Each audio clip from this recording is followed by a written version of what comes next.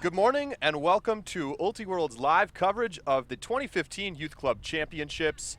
We're very pleased to be with you here in Blaine, Minnesota.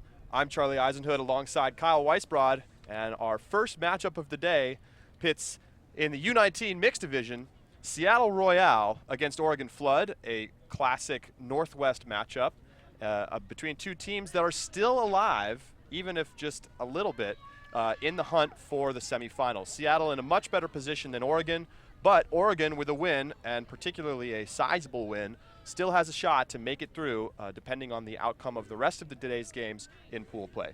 Kyle, you know a lot about particularly this Seattle team, but what are some things we should be watching for in this contest this morning?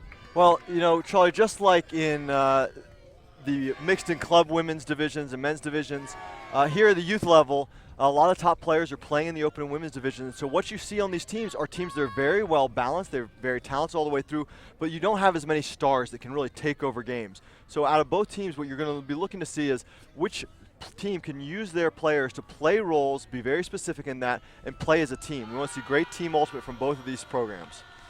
And here we go. It's Oregon in white pulling to Seattle in the blacks to begin the game. Pull out of bounds, so we've got a brick to get things started. Games today to 13. There is a hard cap. There is no soft cap. And we will keep you up to date with some various rules things. I don't believe we're going to have an observer on this game. There are instructional observers at the tournament that do not make active calls, but are there to provide rules knowledge and, if needed, misconduct fouls. But this morning's game won't have that, so this will be purely self-officiated as the disc gets brought to the brick mark for Seattle, and immediately we see a shot deep. Justin Ting going deep, but the overthrow there was John Randolph taking the shot down the field, and it will turn over to Oregon on this first possession. Classic quick isolation look play there as Ting takes off, has some space, but Randolph just can't put that one on the money. Flood running out of a vertical stack here, some nice switching from the Seattle defense. Andrew Peterschmidt bounces a backhand too high, and it goes out of bounds. So a little nervy perhaps to start. This is the first time a Youth Club Championships game has ever been live streamed, so these are the guinea pigs. And the conditions here kind of tough here. It's a little drizzly out here, and with a moderate breeze right now, Seattle going downwind. Seattle into the red zone, and a little backhand into the end zone as Sam Packard finds Ting, but we have a call, so coming back, I believe a pick called out of the stack. Going to be a little bit tough to know what's happening on the field in terms of calls without observers here, but we'll do our best. Oh, we're experienced commentators here, Charlie. We can read the field. Packard to the goal line, and now into the end zone. Ting gets the assist after catching what he thought might be the score, and he hits Logan Chantelois for the score. He's an Oregon commit. And one of the things we'll be talking about throughout the course of this weekend is where some of these players are in college or going to college, depending on whether they've played their freshman year or not. Yeah, one of the great things about YCC is looking at a lot of these folks who are going to be young stars and the rising stars in the college division. A lot of top players have come through the Youth Club Championships and more every year. Up to 72 teams this tournament. Justin Ting there obviously doing a lot of downfield work for the Seattle Royale. Ting is a rising junior at University Prep in Seattle, and I've seen they've been isolating him a lot downfield. He's got really good, quick change of direction, good throws once he catches the disc.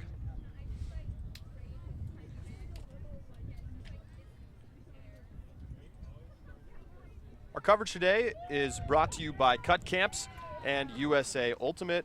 Special thanks goes to USA Ultimate for helping us get all this set up here with fairly last-minute setup here on the streaming field, but we're very glad to be here and following some of the bright young stars of the sport's future. So now Seattle here going upwind, their first opportunity on defense. Slight breeze here, maybe in that 12 to 15 mile per hour range. Short pull here from Seattle, so Oregon with nice field position for their first offensive possession. And disc picked up here by Nicholas Hartwig. Hartwig to the outside. Andrew Lewis goes up the sideline, but a miscommunication with his cutter and a nice layout D. That's a heads-up play there. Tony Goss, it may not have been caught, but the Oregon player was coming back to the disc, and Goss got in there and broke up any chance of a lucky catch. Yeah, I think that was actually a mistake on the mark. I think that because the thrower there from Flood was a lefty, it was a forced backhand, and I think he got confused and actually forced the wrong way. But Goss coming up big, very explosive play. I saw him make an earlier big layout D in their game against Atlanta, a game where they lost unexpectedly. Kate Doherty up the sideline to Goss. Goss shooting deep, it's hanging. And it's going to get run down, but dropped on the follow. Noah Cregano can't hold on as he goes to the ground, and he's now a little bit slow to get up. Yeah, it looks like Cregano's going to take one here. Goss with a nice lefty forehand there, doing it on both sides of this layout block, and then coming up, getting that nice upline pass, then shooting that one deep. Would have been a great break there for Seattle early in this game. So, looks like possibly a cramp as Cregano being stretched out there. Taylor Kanamori, one of the coaches here for the Seattle Royale team, assistant coach, head coach by Frank Nam, who also coaches Seattle Underground, along with Franklin High School. Yeah, he's one of the most prominent Seattle area coaches. Seems like he works year-round. I mean, almost does. With the high school and the YCC, and of course, middle of the club season here with Underground. And on the other side for Oregon Flood, Andrew Burmeyer, head coach. Andrew Burmeyer, a longtime observer for USAU. You can catch him at club and college nationals, but here giving back and doing a little bit of coaching on the other side of the line. So Oregon bringing it to the line. We'll talk a little bit more about Oregon's team and where they stand as relative to their very strong year last year at YCC. And a nice cut underneath. Cher Schwiebert bodies out the defender as the disc moves up the far sideline. Now we have a stoppage.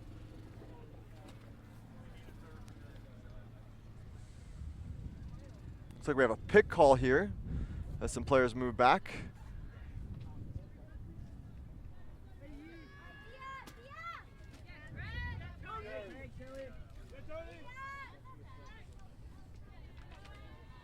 Flood moving it up the fourth side of the field here out of the vert stack. Looks like a foul call there as Andrew Peterschmidt with the disc. Peter Schmidt marked by Chantelois. Now he's going to go up the sideline, but too strong. And a laying out Quinn Biermeyer cannot get there. As you might imagine, Biermeyer, the son of Andrew, the coach. So now up the sideline and a great grab out on the far side from Carly Campana. And another stoppage, maybe an in-out question here. It looks like Van Develar from Oregon trying to call her out, but she will keep the disc. And Goss with another big play. Goss all over this point. Both teams doing a good job to stop the reset. Another nice flick into the end zone, and this time it's brought down for the Seattle break. Chantelois with the score, and Seattle goes up 2-0 here on their southern neighbors. Both teams on that point seem to have no trouble working up the force side. Both teams being able to get open underneath and away on that force side. You saw Flood work it all the way down, have an open shot to the end zone. They could not reel in. And then Seattle just punching it right down that strong side, throw after throw after throw, until they get that shot up to Chantelois for the score. And the 2-0 lead with the break going upwind. That's a big advantage here for Royale early. Oregon Flood, you mentioned winners last year, champions of this mixed division. They had a rough day yesterday, coming out 1-2, but a big game earlier today puts them at 2-2, and with an outside opportunity here to seize a shot here in the semis. But they need to not only win, but they have to win with authority. They are currently down. If they were to win, that would put a three-way tie, likely, with them, Boston, and Seattle. And Oregon right now at -3 in that point differential. And Boston would be at +2, having lost to Seattle by 1 point yesterday. So in order for Oregon to pull this off, they would need a sizable 5-point+ victory. And for Oregon, you have to expect it's going to have to come from the defensive end, of course. But offense looking a little shaky to start. They're going to need them to smooth things over as we get started. This Oregon team has 6 players returning from last year, but only 2 18-year-olds. And so only 2 graduating seniors, of a much younger team than they had a year ago. Players coming from 5 different high schools in Oregon: Crescent Valley, Corvallis, South Eugene, and Sheldon down in Eugene, and then out of Bend, Oregon, Summit High School. So Oregon's offense back to work. Nice cut underneath from Alec Chapin-Jones.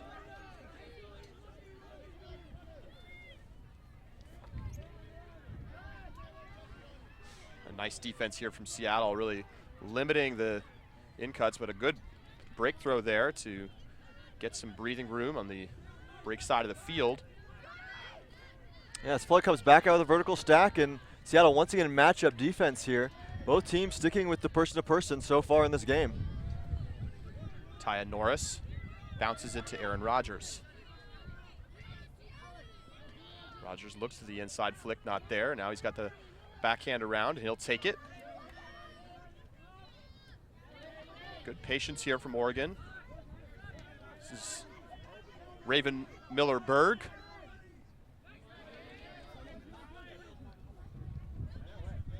It's back with Rodgers. Miller-Berg finds some room. And a turnover on the far side as the throw a little bit too far for Taya Norris. So Seattle with a chance to take a 3-point lead. There's good patient offense there from Flood, working both sides of the field, but unable to find a big gainer there, and eventually a misconnect. And now the Seattle team with another opportunity for a score.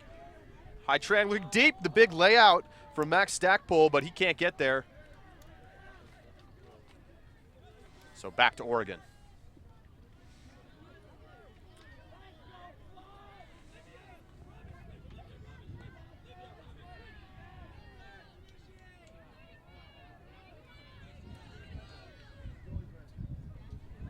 See a lot of standing here from Oregon, having to try to work the disc between 1 or 2 players right now. Again, a nice cut for Miller-Berg.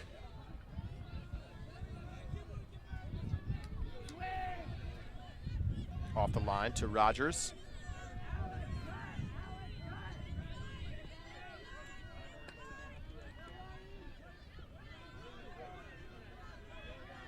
Chapin-Jones far side. Strike cut. Rodgers gets it, power position, but nothing there. So Oregon slogging their way up the open sideline. Now this throw going to go too high, but then caught on the second effort. Norris now in great position in the red zone. Dish, oh, and a takeaway layout block. Looks like we have a strip call on this one. Wow.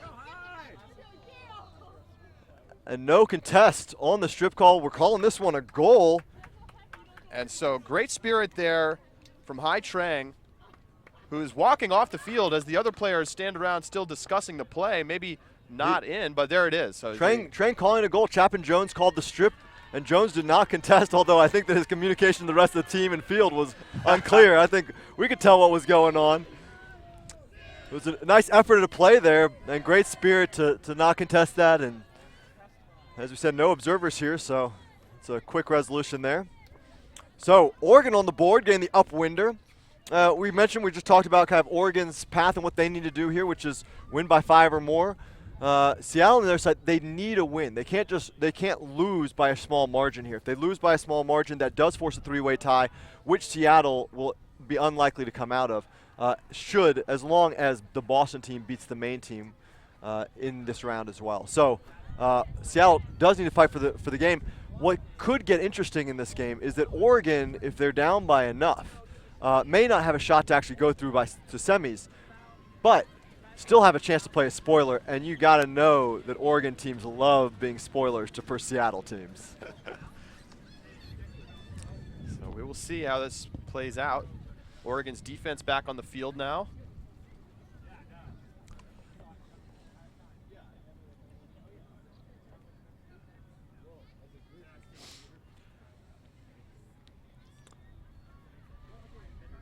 So far, both teams going straight with person-to-person defense across the board. We'll see if Oregon tries something a little different here, now in their first defensive opportunity after that very initial point in the game. The trap zone that Atlanta ran against the Seattle squad gave them trouble in the last game. Seattle had been 3-0 going in that game, and Atlanta was 0-3, but Atlanta was able to come out with an 11-7 victory in that last round, which has put Seattle in this kind of tenuous spot where they need to win this game. Nice pull from Oregon. Seattle will center to Packard. Packard headed to Santa Clara next year, one of 7 graduating seniors on this Seattle Royale team. Packard holding. Now coming through the middle to Justin Ting. Here's Randolph. Again, Royale doing a lot to isolate Ting there, making almost every other cut downfield for this Royale offense.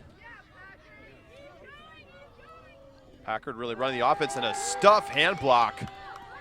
Nicholas Hardwig denies the inside flick. That was with authority there for Flood, and Flood with a break opportunity here to tie this game up. Buremeyer picking up for Oregon.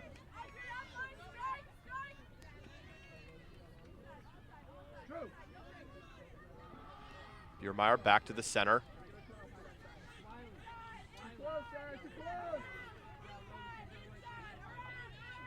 It's Gabriel Van de Velder. And now the inside throw from Buremeyer is just a little too sharp. So back to Seattle. But Seattle looking to have to go the full 70 again. Up the sideline, big bid and a lot of contact, but may not have been a playable disc. We'll see what happens here. This the foul call or perhaps just an injury. Craig's still there on defense for Oregon Flood with Justin Ting as the intended target for Royale. It looks like he is calling a foul.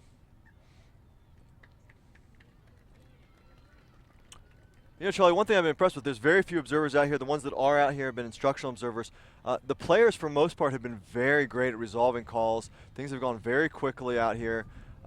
Although what I've heard is the exception to that was the New Jersey Devil versus Atlanta ATLians open game in the last round was apparently a very contentious game. ATLians coming out on top there in a really tough format in the boys division here. Yeah, the boys division 6 and 7 team pools with only the pool winners advancing to the championship bracket straight to semifinals.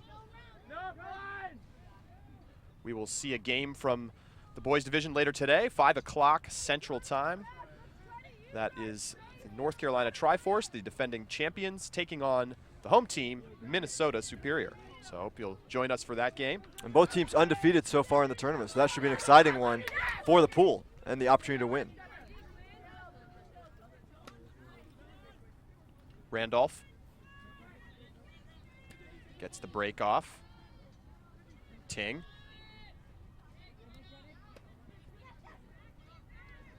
Now disc all the way around into the hands of Phillips. Phillips finds some room, and a nice job there by Seattle as they work it across. And Randolph hits Chantelois for the score as they take a 3-1 lead on Oregon. Well, Oregon had their opportunity on that point, unable to put it on as Buremeyer with that IO flick turns it over, and then Seattle showing great use of the break side there, which then opens up their open side, and eventually they find Ting, who's able to punch that one in for the assist and the 3-1 lead. That was a big point for Oregon, one that they really needed after that first break. Opportunity to get a downwind break and bring this game to even. And now Royale scoring upwind and putting their defense on going downwind. And the wind, as you may have noticed from some flags in the background, blowing left to right on your screen. Not quite as significant as it was at this time yesterday, but still substantial, and for some of these younger players, very tricky to throw in these conditions. The rain has, for the most part, subsided at the moment. There's maybe some light flurries, but it looks like it's going to be on and off precipitation all day today.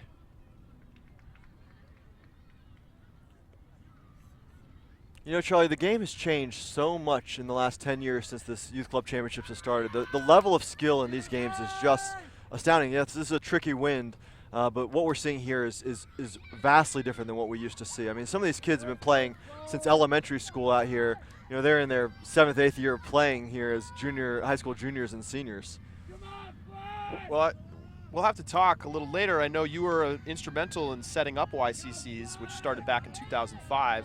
As we go along, maybe we'll have a chance to talk about that and some of your experiences coaching at this tournament back for Atlanta. And what was that, 2007? I coached this tournament 2007 through 2009 when I was in Atlanta, yeah. So we'll get to that and why this tournament can, I think, be so special. So many players that we see here playing well will be superstars later on in the club division, college, of course. As Seattle with a shot to the end zone, looking for the break and a beautiful throw. It's Tony Goss who hits Max Stackpole, and Goss continues to play very well in this game as Seattle goes up another break. It's 4-1. Yeah, Goss putting a lot of pressure there on the flood reset. I'm not sure if he got the disc there, but he definitely put a lot of pressure on, and then picking up right away, and with that smooth lefty forehand, just hit Stackpole. Great shot. And that is a quick break for Seattle, and again, really hammers in why that last point and opportunity for Oregon Flood to tie it 2 is so important. Now, Flood facing a 3-point deficit early in this game, and again, needing a 5-point win. They are going to have to do a lot of work here.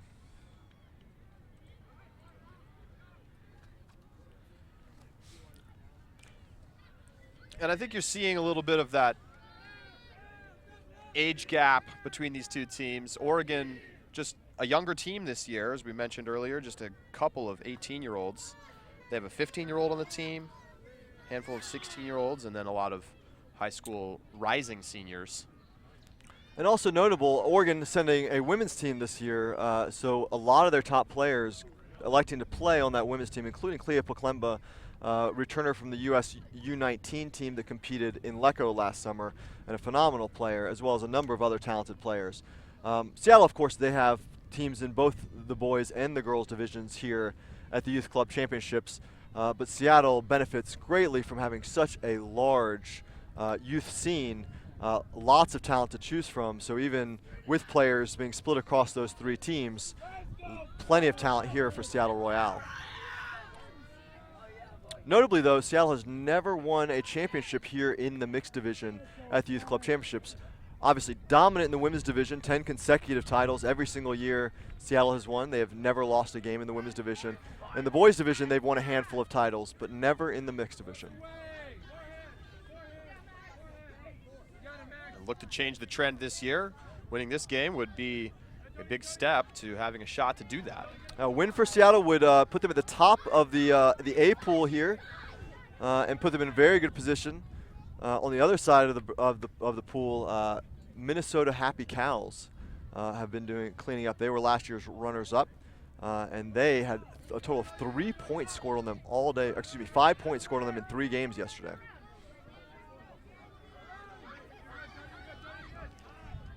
Goss with fantastic defense on the reset forces this high stall count huck. It's going to have a chance, but it's going to float out of bounds at the cone. So once again, excellent reset defense. Seattle has really put a lot of pressure on Oregon's upline cuts and all of their underneath cuts, and they've put them into a lot of high stall situations, and those are the kinds of things that often result rough throws to the end zone. frankly, this Royale team looking like a completely different team than the one I watched in the last round here. Way more assertive, consistent, great hands, and defensive pressure that they were unable to generate against Atlanta's flat line. There's a foul on the mark. High trying with the disc. Gets it to Kate Dougherty. Dougherty looking deep, got a receiver, and got a score. Tony Goss, once again, making it happen out there on the field as Seattle takes a 5-1 lead, and Goss has had a hand in almost all of these Seattle breaks. And Kate Dougherty there with a really great backhand out to space. Dougherty, 16 years old, a rising junior at Lakeside High School. You know, her Lakeside teammates, Jacqueline Verzu and Hallie Dunham, getting most of the press out of there. But they've got some depth beyond that. And Kate Dougherty showing how it's done. She's a great handler here for the Seattle Royale team and a great backhand out to space. Goss plays it perfectly, puts his defender on his back, and easily goes up with two hands. And Royale with the break to take it to 5-1. Flood feeling the pressure. Yeah, it's been the story so far. Absolutely, the defense from Seattle just stifling this Oregon team.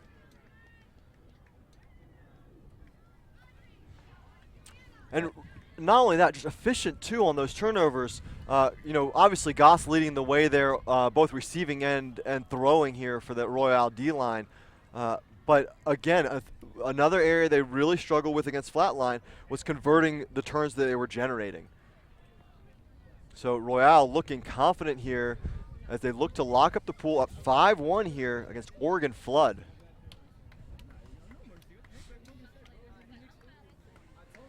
Again, if you're just joining us, games to 13 here in pool play.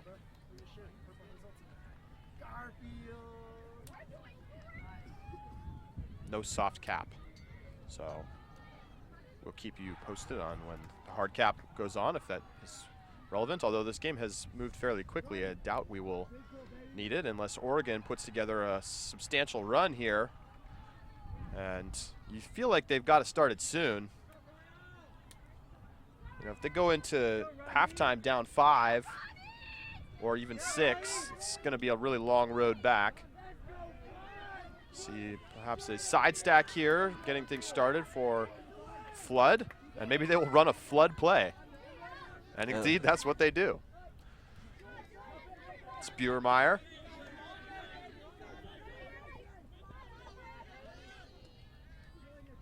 Van Develar here with the disc.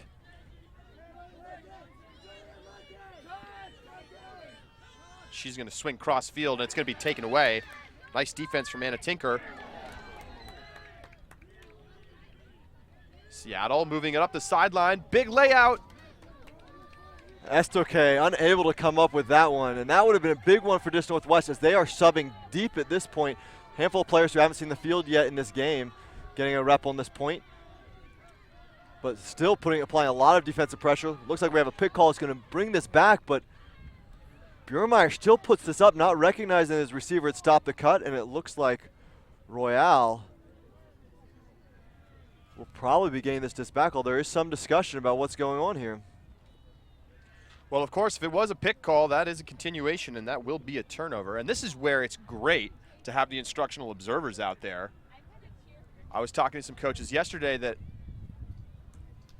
mentioned that when they saw a couple different kinds of instructional observing. Some were very passive, others were much more active in explaining rules in situations like this.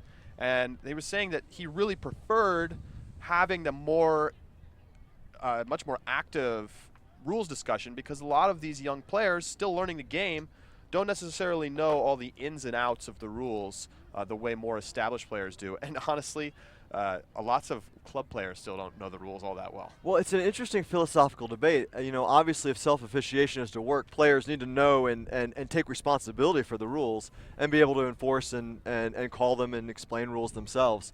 You know, I wonder at some level if having a very active observers explain the rules constantly kind of gives an out for these players. They feel like they don't need to learn it. Whereas sometimes getting burned once or twice in meaningful situations because you didn't know the rules and finding out later, oh, I should have known that, gives you an incentive to go and actually learn what you should be doing. Interesting.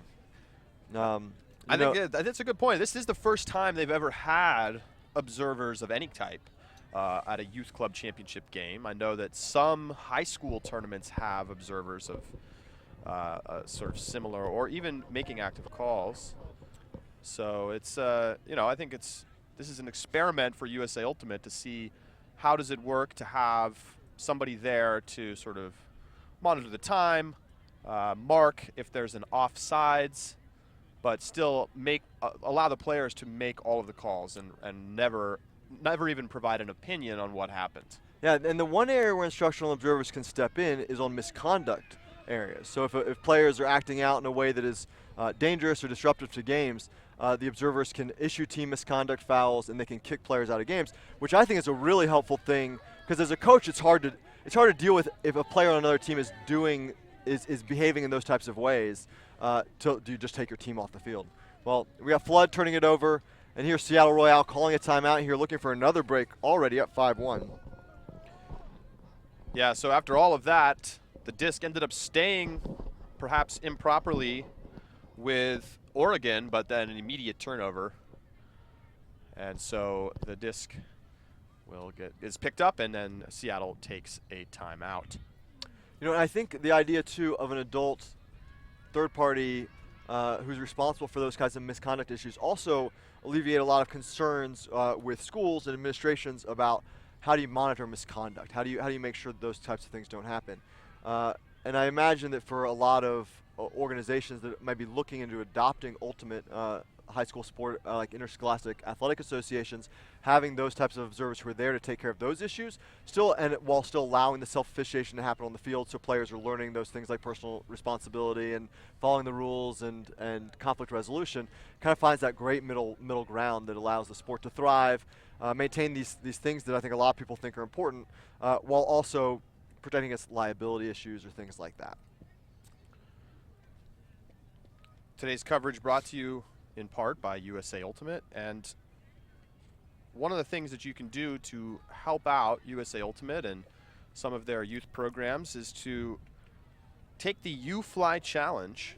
So if you go to rallyup.com/UFly, that's UFLY-2015, you can help out not only Youth Club Championships team, but also the USA Ultimate Foundation, their new nonprofit organization that is raising funds for development opportunities and local grassroots programs. It's the philanthropic arm of USA Ultimate. So you can pledge money to support a YCC team, and there are great prizes associated for the city, or I guess the YCC team that raises the most money, including potentially free uniforms, a free tournament bid next year to YCC, 100 free discs. And so you can go again, that's rallyup.com/UFLY, UFLY-2015. Click pledge, select the teams you want to support, and make a pledge. Those donations will go straight to the USA Ultimate Foundation, which is helping to, and among many other things, help get Ultimate into more socioeconomically struggling inner cities and get the discs into the hands of kids who maybe don't go to top high school programs. Yeah, I think that's a great and worthwhile effort from USAU. Ultimate spreading very fast and making it accessible to all people is a big deal.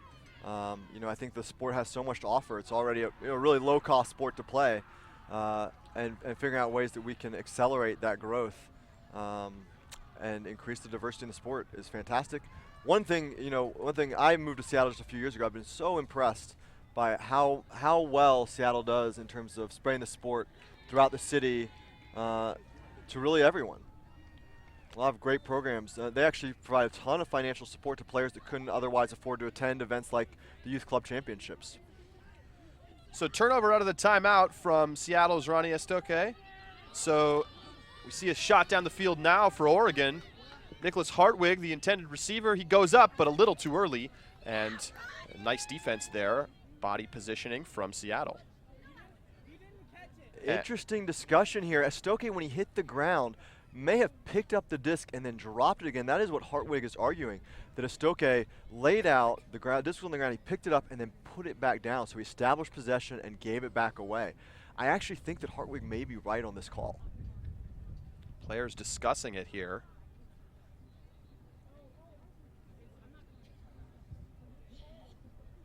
Oh, so he's saying it's not a turnover, but he's saying doesn't have turnover, but Estoque has to pick it up.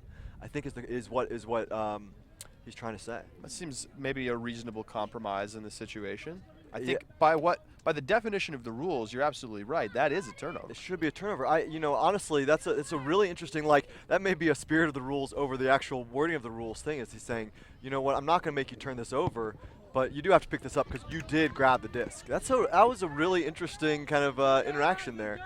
Absolutely. Great spirit from Hartwig, even if it wasn't exactly according to the rules. And that throw from Van de Velde, a turnover up the sideline. So again, we're continuing to see Oregon struggling a little bit to move the disc in flow. And it again comes back to Seattle, running some of their bench players out on this point.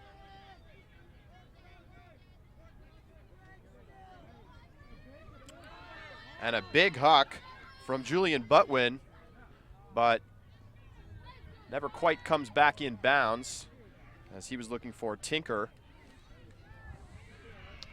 One thing, if you're viewing the live feed here, the field may look a little choppy. You see some brown spots on it.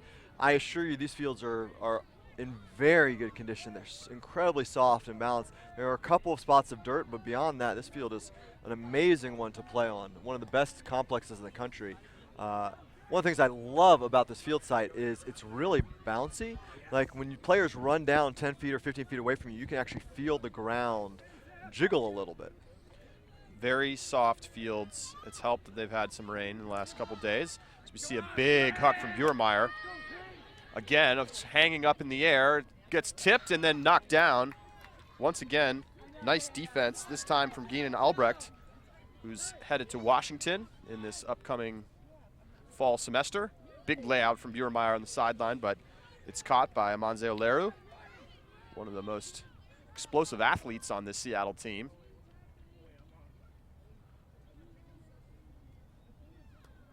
And we have another call on the field. Ultiworld's live coverage here of the Youth Club Championships is brought to you by Cut Camps. Cut Camp is one of the largest ultimate summer camps in the country, with 3 camps in Chicago and 2 in North Carolina. This past summer, they had 218 total campers from over 30 states and 3 countries. Looks like the call that's being made here is that on the reception on the sideline, the player ran out of bounds, and as they came back in, they didn't ground check the disc back in. So this one is going to go back here to Oleru from Royale.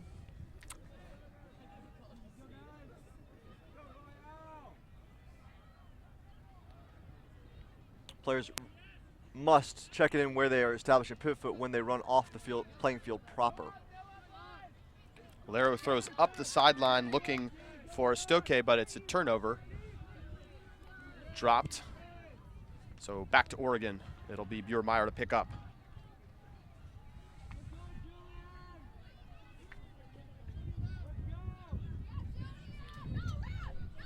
Nice positioning on the defense there up the line. The reset defender. Oh, and a big layout from Seattle. That's Albrecht again, but it may have been a strip this time.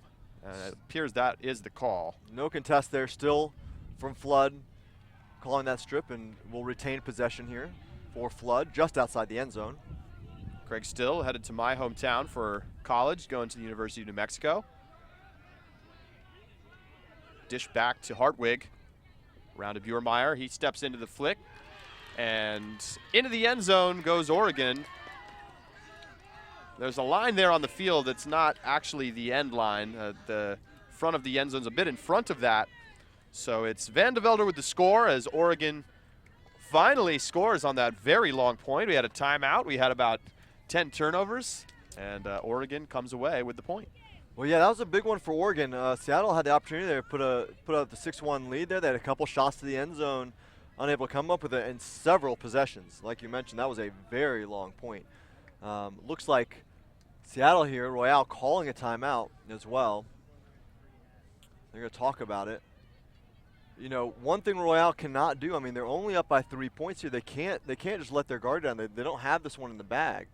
And again, they need the win here to advance to the semifinals, or at least they need to play as if they need to win. There is the possibility that Boston loses to Maine, which would send Seattle immediately into the semifinals.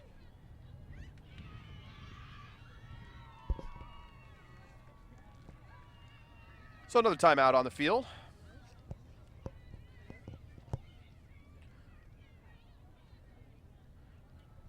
And it's honestly, it's a pretty pleasant day to be playing Ultimate, I think. I mean, the wind maybe not wonderful, but the temperature has cooled off quite a bit relative to yesterday. It was fairly hot yesterday afternoon, up into the 80s. And today it's low 70s, I would say. I mean, almost a bit chilly. Oh yeah, and these Northwest teams love this kind of weather. I was surprised at camp last week. We were talking about this, and the kids were saying, "Oh, my favorite weather to play Ultimate is 50 degrees and cloudy." And I'm like, you know, I'm from Atlanta, so my background is give me like high 70s and sunny and maybe a little light breeze, thrower's breeze out there. But no, these kids like that Northwest weather. They want it. You know, if Ducks like it, they're gonna dig it. This is what they're playing all year round in Oregon and Seattle. So they're in their home. Yeah, I was mentioning earlier, Kyle, this feels a bit like the Northwest Challenge in terms of weather. Gray skies, rain, a little bit of wind. Northwest Challenge, I think Northwest Challenge is a little bit colder than this. There's moments of really nice weather at Northwest Challenge. We've had some really dynamic Northwest Challenge conditions over the last couple of years, from that windy, rainy, cold to sunny and kind of brisk. There's a lot of challenges at the Northwest Challenge beyond just the teams on the field. So, a long timeout, slowly leading to the teams sending their 7 out to the line. Now, one of the other things the instructional observers are out there for is time, and you know, certainly for webcast games, we would greatly appreciate time between points and timeouts being expedited a little bit. And it's actually been one of these challenges here with some of these unobserved games too. Is you know, some of these games have gotten to cap. And there's, you know, as teams sometimes take a long time between points, what you see typically is at the beginning of games, teams don't mind so much. And then when you get to the end of games, the team that's behind is often, hey, can we speed this thing up a little bit? Let's move it along. Yes, of course. You know, I think from my coaching perspective, I really like pushing the pace of games all the time. I think I like fast-paced Ultimate. I want to challenge other teams' depth. So, you know, I think I try to start at the very beginning saying, hey, can we speed these things up? It's also just more fun to watch when there's more play. Seattle's offense back to work, working with a 3-point lead. Move it over to the open sideline for John Randolph. And you can see the difference in reset pressure between the two teams. Seattle consistently able to step into fairly easy break throws back to the middle, whereas those throws have not been there for Oregon. Packard dumps it back. Packard up to Randolph. Easy swing. And now comes around to Phillips. Yeah, Flood putting on lighter and looser marks, really allowing Royale to go side to side, but definitely making the lanes a little harder to throw to than Royale has been doing. And here's an opportunity. Comes up a little short there on D. Yeah, Biermeyer with the chance in the lane, but Seattle works it past, now able to take advantage, and they go to the end zone. And a nice throw from Campana. She finds Randolph, and Seattle now just a point away from taking half. Royale showing some very good patience, distributing the disc among everyone on the team in that point, just hitting open throws, not throwing to challenge throws. The only look that Flood had there was that Biermeyer bid as he got beat up line.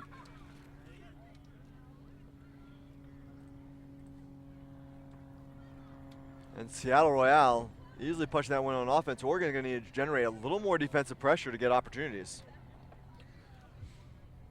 Atlanta just took half against Minnesota in the mixed division, so that is going to keep things very interesting in this mixed division.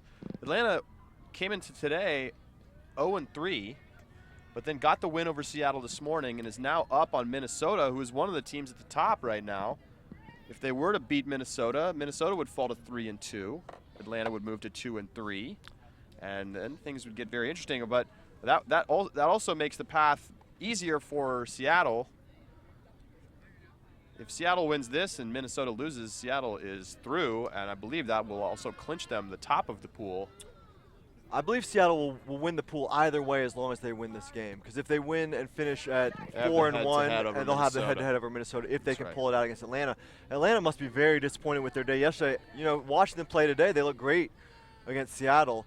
It certainly would be disappointing if in the end of the day, after pool play is all said and done, they are 2-3, but their 2 wins are against the 2 teams advancing to the semifinals.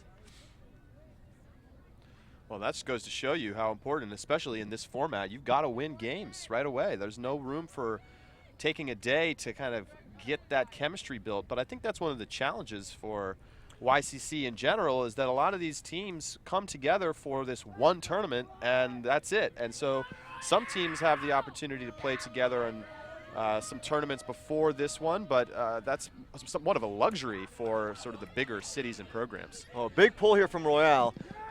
And Flood pinned in the back of their end zone. And here comes the mark. Throws through. Oh, dangerous there, almost to Callahan. So they're still working out of their end zone. It's with Aaron Rodgers. Discount double checks up the line, but oh, turnover out of bounds. Looks like she actually was able to pull that one in. I think she got it. She kept those feet in bounds. No, not even a call. Nice play there on the sideline from Kayana Petrus. There's Taya Norris. She dumps it back. There was an opportunity for Rodgers to throw the long ball, but looks it off. Now he will take it, but the throw not there. Again, great reset pressure there from Max Stackpole. Forces that one to go longer. The easy reset isn't there. One thing I've seen a lot of Seattle doing is they're forcing the Oregon Flood reset is setting up on the open side, and the Royale defenders are pushing those cutters upline. They're not giving those easy backfield throws, and they're forcing them to narrow spaces, and Flood is having a hard time adjusting to find an easier spot. And nice throw down the line, slides that one in to Gamboa. Here's Goss. Goss, little flip into the end zone, and a nice layout score for Seattle as they take half 7-2 over Oregon. And really an all-around very solid effort from Seattle. And after a bit of a sluggish start this morning against Atlanta, and I think probably chalk a lot of that up to that strong Atlanta zone defense, Seattle looking much sharper here against this Oregon team and look like they're on their way to the semifinals, Kyle. Yeah, Seattle Royale looking like a team that could challenge for their first YCC Mixed Division title. And Seattle doing great in all the other divisions. There's the possibility of a Seattle sweep this year here at YCC. All right, that's going to take us into our halftime intermission. We will be back in just a few. I'm actually not sure whether halftime is 5 or 10 minutes at this tournament, so we will be back when the game is getting set to resume. So we'll be back in 5 or 10. Thanks so much for being with us, and we hope you're enjoying today's coverage here on Ulti World. We'll be back for the beginning of the second half.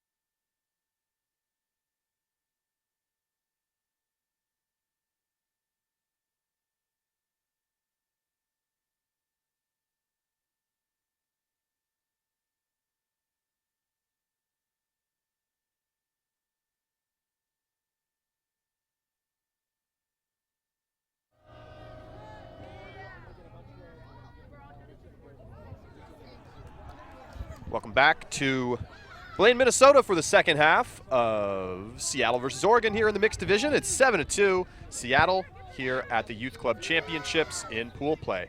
Oregon with the disc here on offense. Charlie Eisenhood here alongside Kyle Weisbrod. And Oregon looking to change their fortune here in the second half. They're going to need a very sizable run to have a chance at making the semifinals. So we see it. Something a little different there defensively, going force middle on that point. Able to generate a turnover, but then they give it right back on the first throw. Back with Oregon, Ian Bogley swinging. Andrew Peterschmidt lays out, but can't catch up to it. And again, great reset pressure there from Justin Ting. This has been a hallmark for Royale this game. And again, they turn over on the very first pass as Dougherty's unable to connect.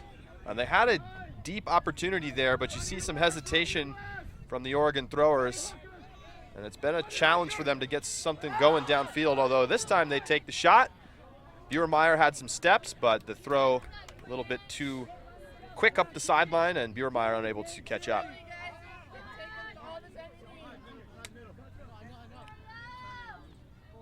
Flood going to need to be more efficient here.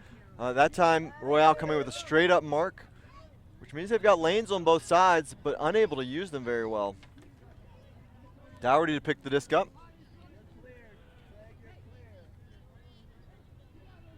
.70 yards to go here for Seattle. On a nice find through the defense there to Trang. Ahead to Ting.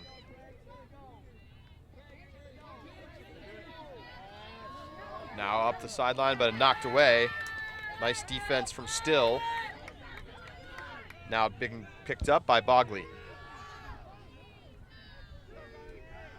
Bogley looking for cutters, and no one is cutting. Oh, and a nice break flick there from Bogley.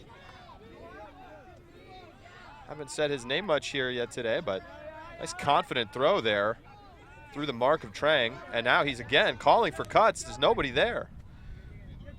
Finally, Peterschmidt comes underneath for a reset. Still. Backhand. And it's dropped. A perfect throw from Still, hangs, and it looked like it would have been a score, but dropped by Kiana Petrus. And so Seattle takes over on their goal line yet again. Good downfield defense and bailout Huck here. Oregon player doesn't have eyes on the disc, and a great job there.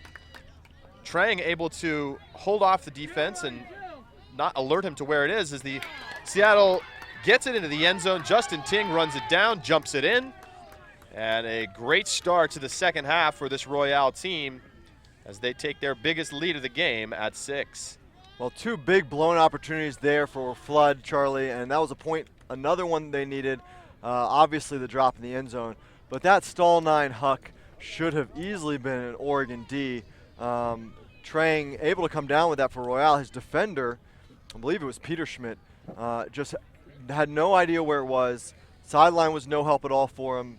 All he had to do was turn around and find it. He had 6-7 inches on Trang there, but Trang able to just come down with 2 hands, not even a challenge for him.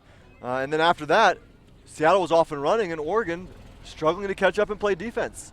So now Seattle's up 8-2. Oregon, you know, that semi's chances pretty much slipped away at this point for them. Combination of some unfortunate play and some tough breaks for them have put Royale in the driver's seat for the pool. For those wondering, Trang stands, 16-year-old, stands at 5'7". Peterschmidt, also 17, 6'2". But positioning. 7 inches. I said 6 to 7 inches. I feel really good about that. You called it. Very accurate height assessment here from the sidelines.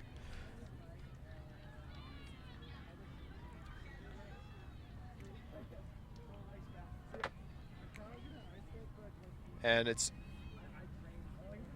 going to be interesting to see if the Seattle team can keep up with some of the really strong teams in the other pool.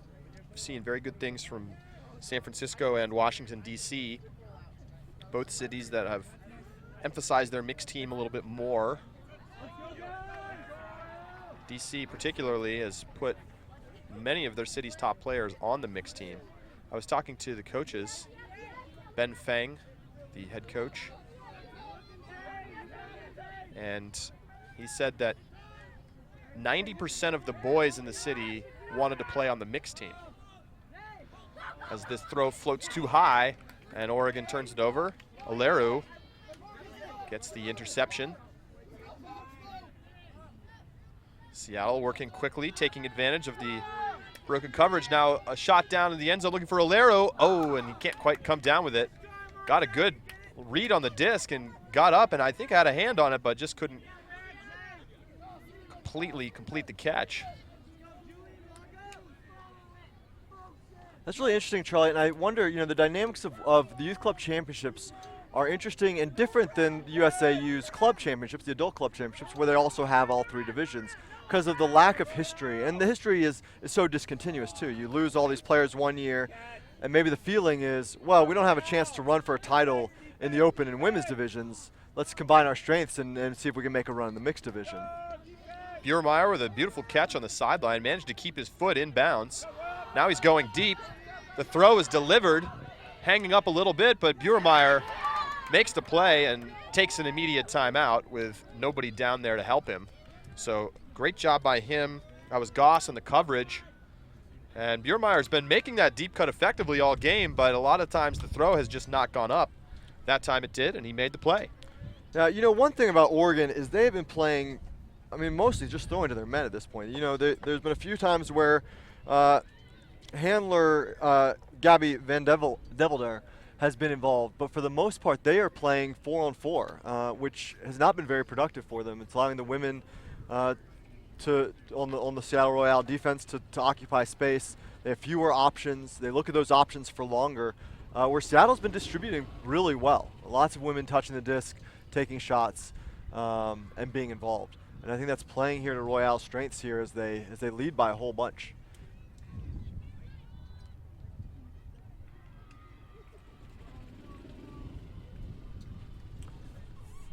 So, and again, the other thing, obviously here, as Buermeyer makes the catch, there's no support for him once he made that play. I think the Flood offense is tired, or they're not asserting themselves. That's an opportunity where you should have at least a look. A lot of times you do call timeouts after those long hucks where you don't have support, but there should be support. There's no reason not to have 1 or 2 people down there. You have plenty of time seeing that go up. You should be following, assuming it's going to be caught and being in position. I have to say, I really dislike that timeout as a general rule. Not in this particular instance necessarily, but just the general concept of calling a timeout after the long huck. A lot of times you're going to get an easy reset there, and then you're going to be in the red zone. So, but you see it all the time, including at the very highest levels. Somebody catches a huck on the goal line and they call timeout. But I think I've heard some different theories on how to use timeouts, but one that I think is super interesting is calling timeouts only when you need them to avoid getting a stall or having to throw a bailout huck. Like stall 8, you kick timeout, and then you set up a play in order to get rid of the disc in that 2 seconds. And that can be the difference between having to throw some scoober into the end zone or getting a quality look. Yeah, and I think on that huck, it's a dynamic moment, right? There's a lot going on. There's an opportunity for you to have a lot of people down there or a few people down there, and you don't know whether that dynamic moment is going to play to your advantage or not. You should try to make it play to your advantage, and when it doesn't, if it's a disaster, then you call a timeout. If you don't like what you see, then you burn that timeout. Ideally, you burn it earlier in the stall count and recognize it, but I think having no one down there doesn't even give you that opportunity. Buermeyer getting set to check it in. Defense from Morgan Higgins. And he throws to the break side, and it's knocked away by Aleru. Well, a predictable play there from Flood, and I think even more than that, they didn't even sell the predictable play, right? Peter Schmidt didn't go hard to the open side, and so when he came back to the break side, Aleru was just right there with him, and the throw was lazy, hanging up high from Buermeyer. Little contact there, uncontested foul.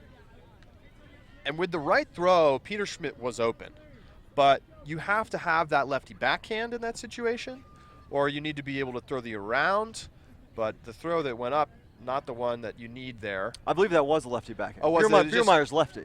That's right, you're right. He threw it high, he threw it came the a wrong little bit edge, with the wrong angle and it needs to come on the inside angle. Yep. You're absolutely right.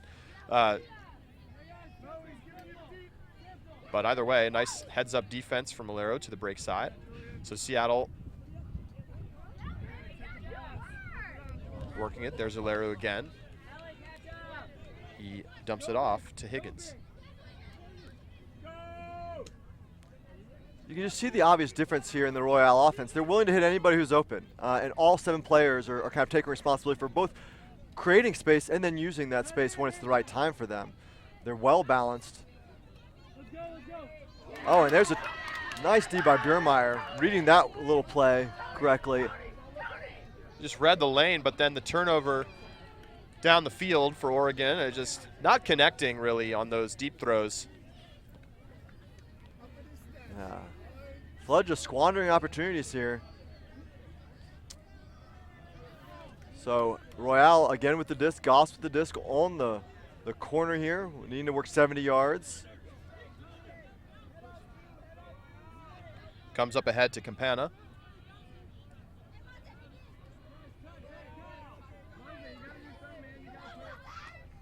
Now gets the reset off. Comes around to Goss. Nice use of the width here from Royale. And Alero moves the mark, but throws the backhand into the ground. So back over to Oregon. Bogley to Madeline Odo, but a big layout D from Seattle. So another long point here, a lot of turnovers. Higgins now comes up the line to Michelle Yee. Alero doing a nice job downfield. And you can see a little bit uncomfortable with throws, but it seems like he has a high ceiling. But when I say that, he puts up a really beautiful flick to the end zone. Gorgeous look there.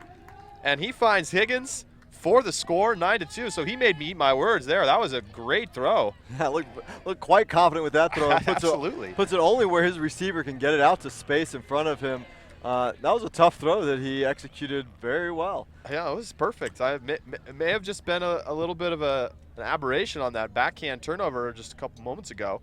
Looks like Royale is calling a timeout here after the score, up 9-2. One thing I was really impressed with Alero there was on that throw from Yee, the throw was a little short, and Alero stopped on dime and came underneath, sealing out his defender really nicely, making the catch easy for him. You see a lot of players just try to reach back there and opening up that lane, not actually putting in the footwork to put their body there, instead just trying to put their arms there and giving a lane for the defender to get blocks. And Alero did no such thing. He put his body there so that the Oregon defender was going to have to go through him. Yeah, it was almost a curl route. You know, I've been thinking more lately about how running more sort of patterned football-style cuts, American football-style cuts, might actually be effective in Ultimate. I mean, you sort of see this happening already. I mean, you know, what is a deep cut? A lot of times you're running a post or a slant, to borrow terms from American football.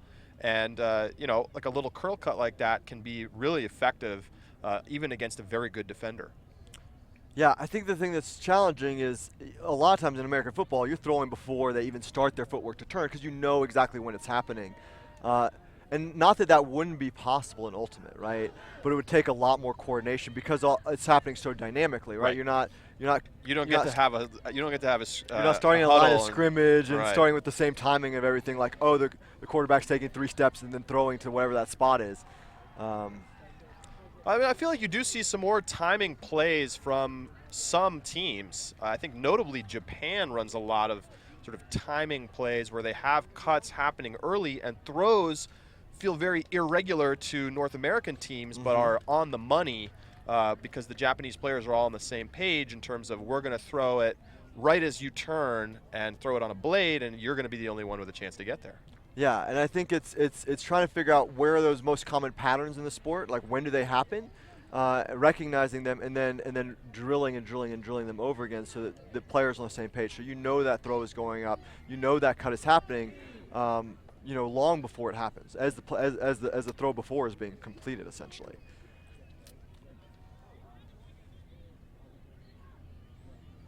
So it's a 9-2 lead here for Seattle as we come out of another timeout.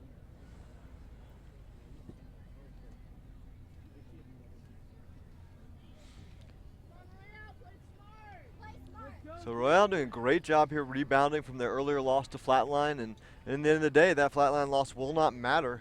As long as they put this game away, they will escape from the pool at 4-1, leading the pool, which will give them the second place finisher from Pool B in the semifinals later today. Try to get you some score updates from around the divisions here in a moment. There's score updates coming both from Ultiworld on our live Twitter account. It's Ultiworld Live, all one long phrase. Also USA Ultimate Live doing lots of updating as well. So if you're watching on Twitter, you can follow along there, and it's very easy to follow along right on ultiworld.com. If you're watching on YouTube, you could head over to ultiworld.com/live, where you'll be able to follow live updating Twitter accounts as well as the live stream. So be sure to check that out. Big shot from Oregon, but that throw curls away from the receiver, and it's another turnover for the Oregon offense. Now Oregon Flood not reading the wind there. That was the downwind throw. Coming from Aaron Rodgers, puts the wrong edge on it and puts it considerably harder than a good throw would have needed to be. Boston leading Maine 9-7 here in the mixed division, U19. Atlanta up 9-6 on Minnesota. In the U19 boys division, Pittsburgh up 6-5 on Minnesota. Disc NY, New York, up 6-3 on Maine. So Atlanta leading the other pool leader here in Pool A after a really disappointing 0-3 first day. They're looking to come away with 2 big wins, but it's not going to be enough to advance them to the semifinals. They're going to have to be disappointed with their first day. Again, great reset pressure here from Royale. Looks like we're going to have a foul call here as the thrower comes across the mark on the pivot. Yeah, Hartwig hit Buttwin, and almost, I couldn't tell if maybe hit him in the mouth as he pivoted across there.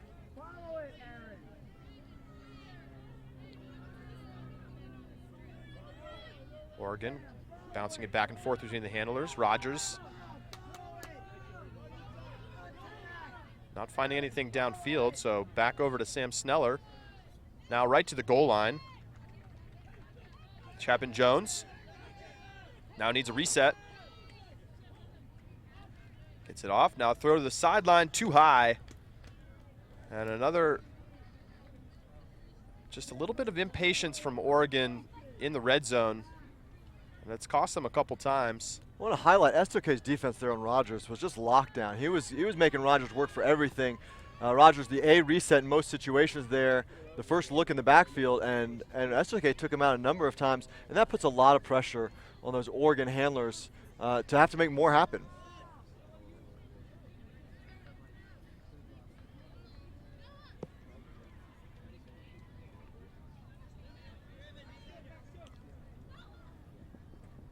Disc on the sideline for Seattle, and it's turned over on the first throw off the line. So Oregon now will have it on the goal line with a chance to score. Rodgers dishes. He really wanted that scooper, put in that scooper grip, but nothing was coming up. Now a crossfield throw into the end zone for the score. So a great look there. And Devil there with the score. So Oregon getting a much needed point on the board.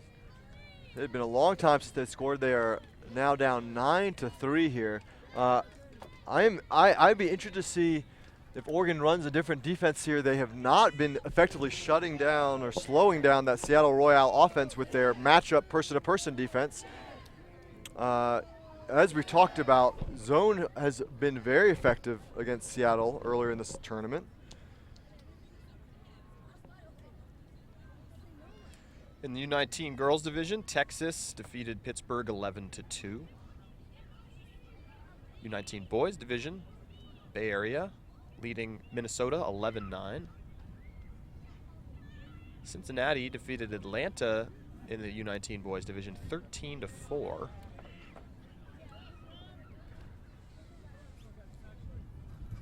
Callahan scored for the final point for Cincinnati.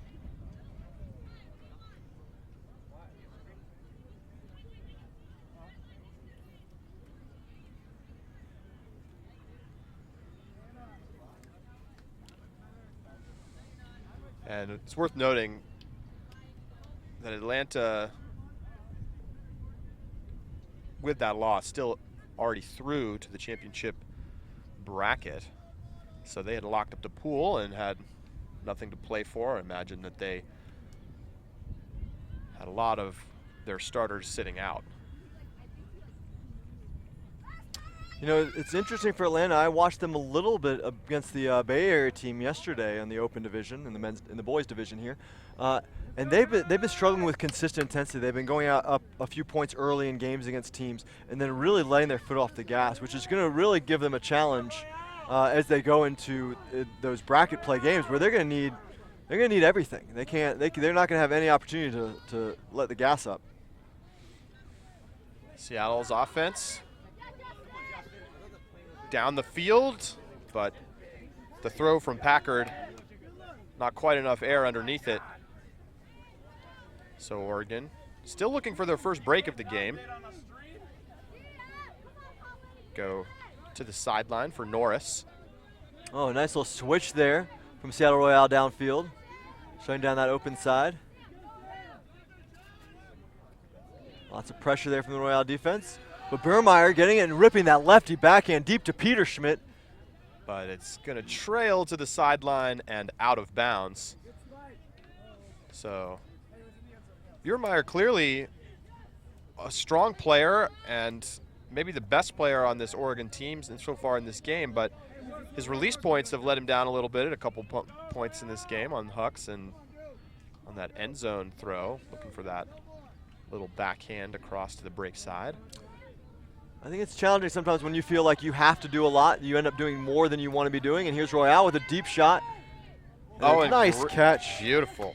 Audrey Neubauer brings it down on the throw from Randolph. And Seattle cracks double digits.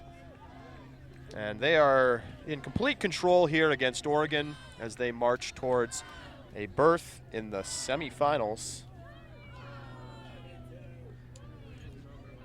So it's a much more convincing performance than we saw from them a little earlier against Atlanta.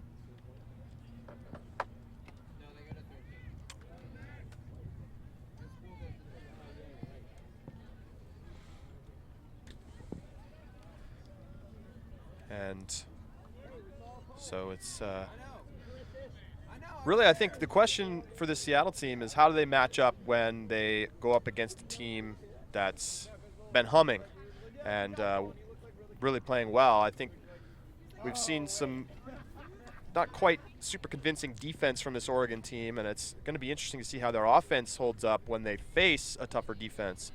Of course, we know they struggled a little bit this morning against the zone, but also I'm interested to see how they play against a tougher person defense that's maybe limiting resets a little bit better than this Oregon team has. Well, yeah, and I think the other thing that I saw a little bit yesterday is that this is a pretty small lineup here from this Northwest, the Seattle Royale squad. They don't have a lot of height. I think they will struggle against teams with big height that are willing to use it to put it up. That's one of the other things that Atlanta did very well. They were willing to throw it to their big matchups. Minnesota gave them a challenge with that. Minnesota had a bunch of inches on them. Royale was able to pull out that game against Minnesota yesterday. But Royale does not, I mean, they're balanced. They've got really good disc skills. They've got a good team understanding, it seems. They're willing to throw to open people, good systems. But they aren't a team that's stacked with top-tier talent or top-tier athletes. And so facing teams that have someone and know how to use those top athletes well may be a challenge for Royale. And it'll be interesting to see if they end up facing off against Happy House. Higgins there takes the charge on defense. Good positioning and just crosses his arms and calls the foul there. Great defensive positioning. Little Scuba over to the break side, gets the disc to Chapin Jones.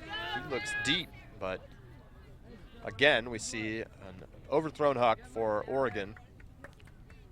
They've been struggling with those downwind hucks. They've had receivers there with yards. A little more touch, a little more edge control there would serve them well, taking a little bit off of it.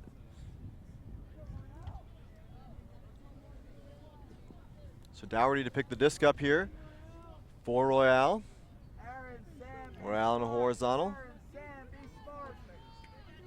Goes ahead to Butwin. Now to the sideline for Goss.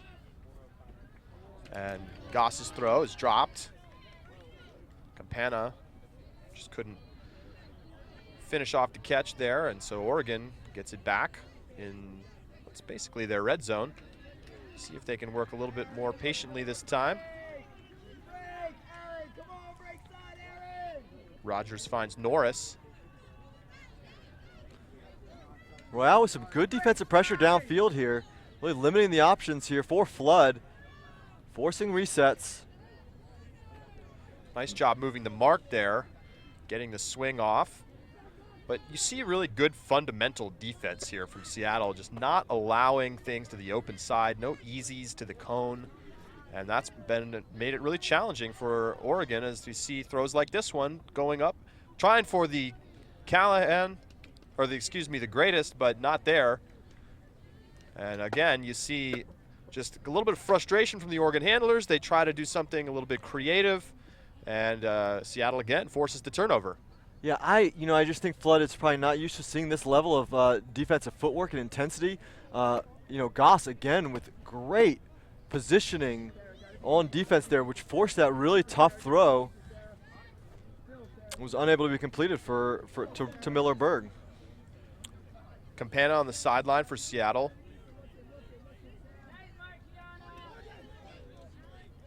Swung around to Higgins. His break throw pops up and it's knocked away. Looks like Higgins is calling a foul there. Higgins, of course, a righty throwing that lefty inside IO backhand there. We got a little height on it, but foul called. We're going to bring that one back. Fouls on Chapin Jones, who's on the mark there for Flood.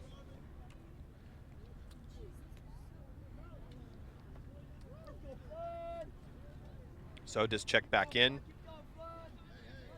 Goss. Looking to the reset, now goes to the sideline, finds Stackpole. Stackpole up the line to Butwin. Nice switch there from Oregon, and then layout block on the reset.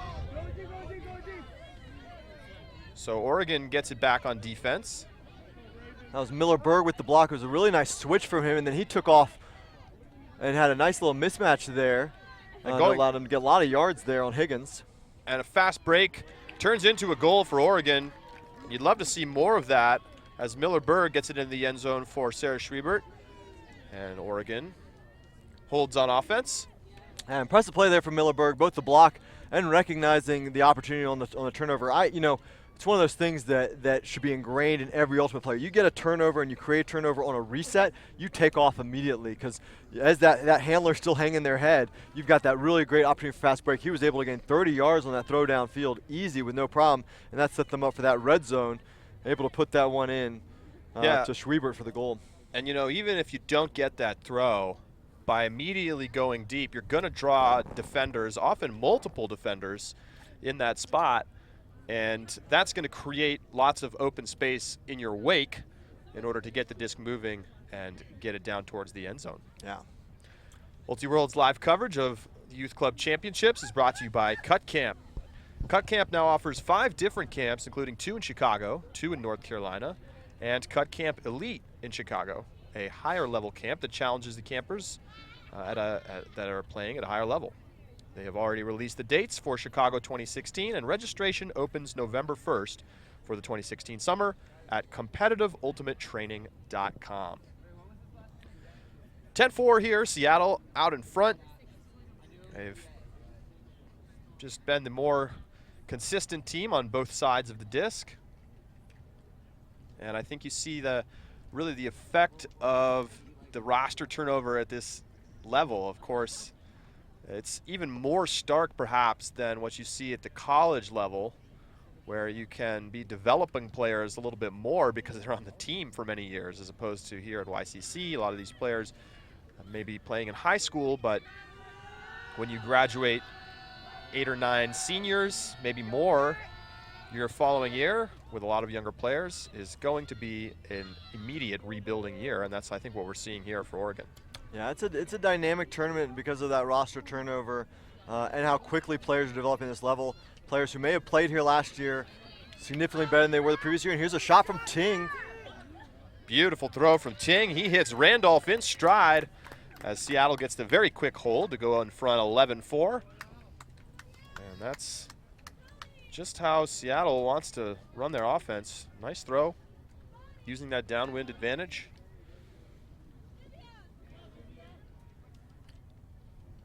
Yeah, Seattle's really found their stride here. We've said it a couple of times, but this has been an inconsistent weekend for them, and it will be really interesting to see what they bring coming to the semifinals.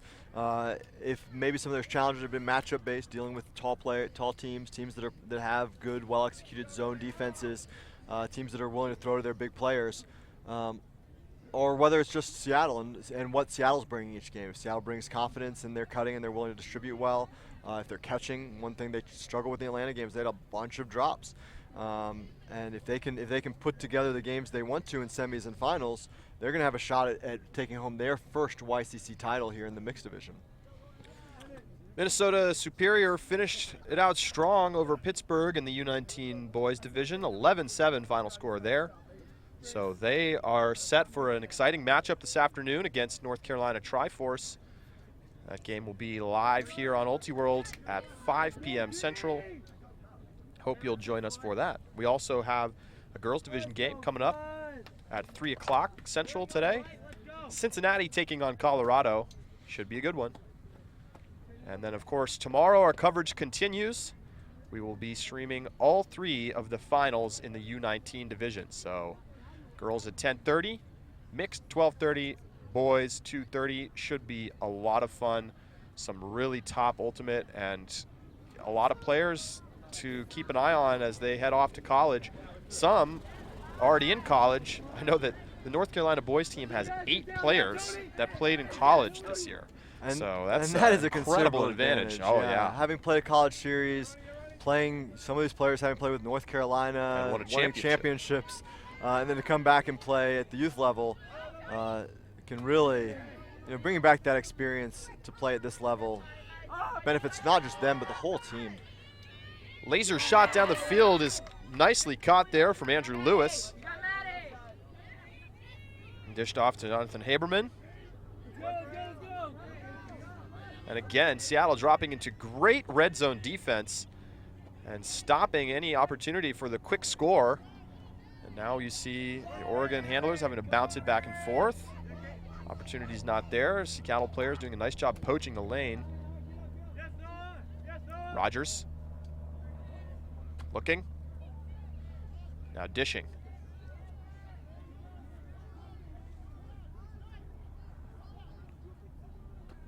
Lewis. Goss with his head down a little bit on this point and getting run around by Rogers. There's Rogers right on the goal line. He has to throw the hammer, and it works. Nice throw.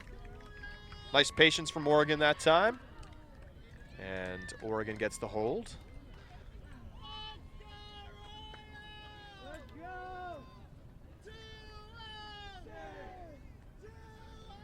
Some more score updates for you.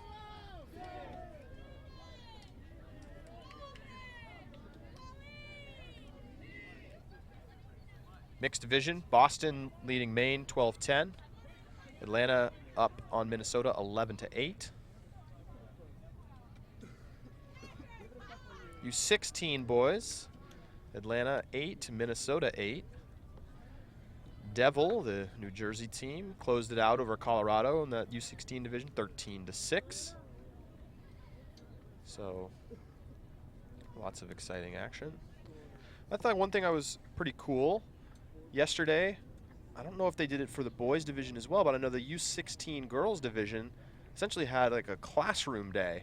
They didn't have games yesterday, but they did have some time to sit down and talk about strategic various things and work with coaches as basically the smallest and most fledgling division here at the Youth Club Championships. But great to see that taking advantage of this extra day. This is the first year the YCC has been 3 days to, instead of playing 1 or 2 games over the course of 3 days, taking a day off and using it as a way to meet each other and build skills. Yeah, I think it was under the GUM umbrella, so the Girls Ultimate Movement, which is a big initiative from USAU that came out of some of their women's strategic plan that they did in the most last year or so. And yeah, they took all these players. When another thing they have going on in that U16 girls division is they have an open team, like a team. If players don't have teams to sign up for, they can come to the event and play with this team, the kind of conglomerate team from anyone from across the country, which is really great idea to kind of get players involved and give them a playing venue that they may not otherwise have. Seattle offense back on the field. Oleru getting and dishing to the sideline. Now I see strike cut from Sam Packard, and he goes up the sideline looking for Oleru, but it hangs on the sideline a little too long, and it's a turnover. And Oleru didn't know that the disc had gotten picked up and never got quite set the mark, but it won't matter as Packard is able to come underneath the short throw and get it right back into the Seattle offensive flow.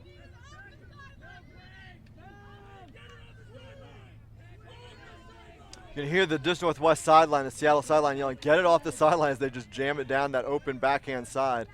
And now Seattle's broken it off. Got some space, and Flood's struggling with the marks here. They're not on the same page about where their marks are. They're supposed to be forcing backhand. We saw some straight up marks. So Royale kind of in control here. Packard, inside backhand. Now using the break side space, but it's dropped by Robin Gamboa. She got rolled up a little bit there. She tried to make the play by Petrus and potentially making a call here, although that's not a foul. That disc had gone through her hands before any contact was made. Yeah, I believe that drop had happened before Petrus got her, but Petrus definitely making a pretty aggressive play there and lots of contact there on Gamboa.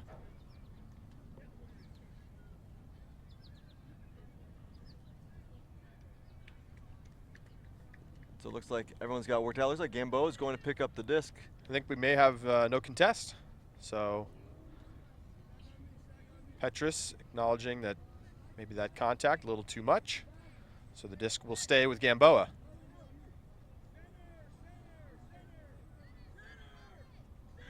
And a dish right to the front cone. And I think you see a major difference there between these two teams. That throw has never been there for Oregon. And that time, nice job just cutting into that space as Colleen Kala gets to the cone between two defenders and gets the score. Yeah, and not just the cutting into that space, but the kind of the trust that Gamboa has. Flood drops off a defender, and not just a defender, a guy who went into that open side lane, and still Gamboa putting that to Kala and putting her in the right spot, putting her a little behind her, like putting her in the right spot so she's the only one who has an opportunity to make a play on that disc. And so, yeah, so there's Seattle with their 12th score, up 12-5, and it looks like that's going to do it. Cap came on, so that will close it out. 12-5, your final score, as Seattle now has locked up a spot in the semifinals, and they will be able to, depending on the outcome of the rest of this round's games, they may have a chance to take their next game easy and sub fairly openly. I believe that's actually Seattle's last game of pool play. Oh, this is it. So yeah, so Seattle locks up the pool. I believe Minnesota comes in second. Regardless of actually what happens with the Atlanta game, I think that they have the head-to-head with Boston. That's right. So they will be advancing as well. And on the other side, we'll look to see the results of that D.C. Bay Area game to see who comes out 1 and 2 there. But those two teams will be advancing to the semifinals and will match up against Seattle and Minnesota. Should be very exciting. So that will conclude our coverage here this morning, and we will be back at 3 p.m. this afternoon with a U19 girls division game between Cincinnati and Colorado, and then again at 5 o'clock we've got a U19 boys game between North Carolina and Minnesota. We hope you'll be with us. Thanks for checking out this is the first ever live stream game here at the Youth Club Championships. Our coverage today brought to you by Cut Camps and USA Ultimate. Thanks for being with us. We'll be back at 3 p.m. For Kyle Icebroad and all of us here at Ultiworld, I'm Charlie Eisenhood. We'll see you later.